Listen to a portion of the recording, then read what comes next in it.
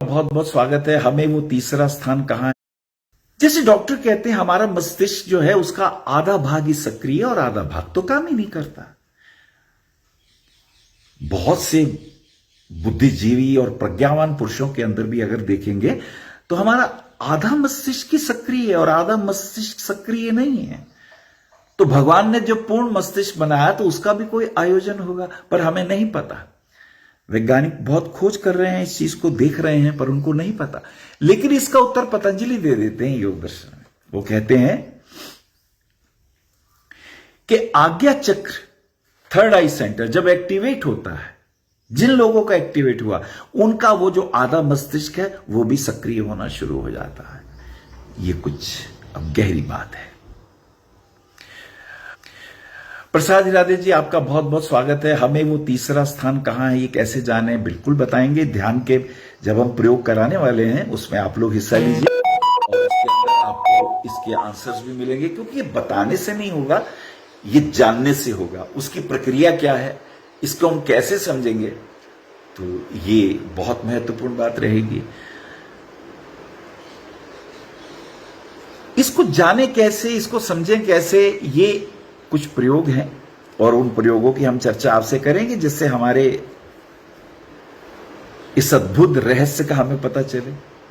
अच्छा, भारतवर्ष में क्या होता है, तिलक के भी अलग अलग आयोजन है। हमारे यूनिवर्सिटीज में जब बच्चे पढ़ते थे, जब गुरुकुल में विद्यार्थी जाते थे, तो उन्होंने क्या पढ़ा? आजकल तो सर्टिफिकेट पे लिख देते हैं ना, पहले लिखा नहीं जाता था।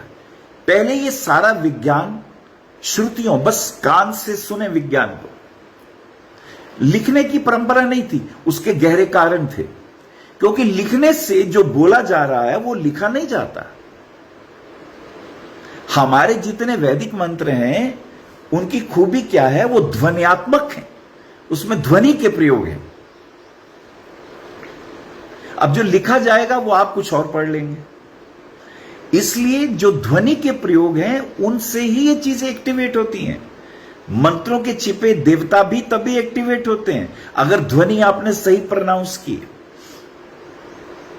अब कुछ शब्द ऐसे हैं जो दंत स्वर हैं, कुछ स्वर ऐसे हैं जो ओष्ठ स्वर हैं, कुछ तालव्य स्वर हैं, वो तालु से टकरा के उनकी ध्वनि आएगी।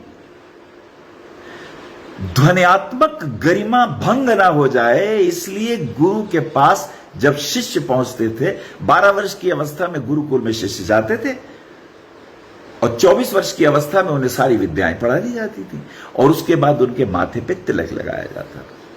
यह भारतीय मनुष्यों की खोज है, थर्ड आई सेंटर।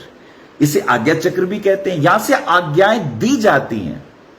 ध्यान से समझें, अक्सर तो हम आज्ञा लेकर ही जीते हैं।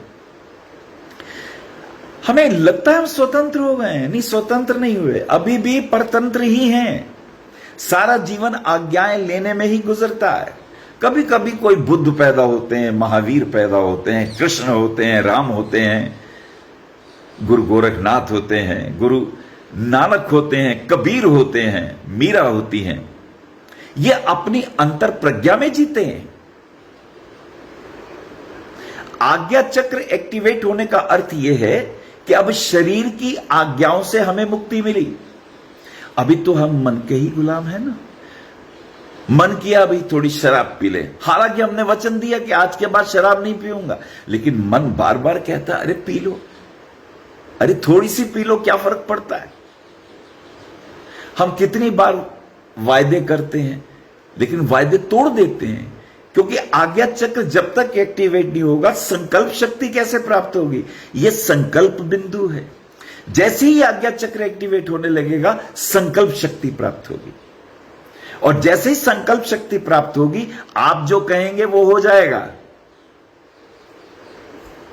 यह बड़ी गहरी बात है। अक्सर हम बहुत वायदे करते हैं, बड़ी मेहनत करते हैं। आज से मैं झूठ नहीं बोलूंगा, आज मैं मिठाई नहीं खाऊंगा,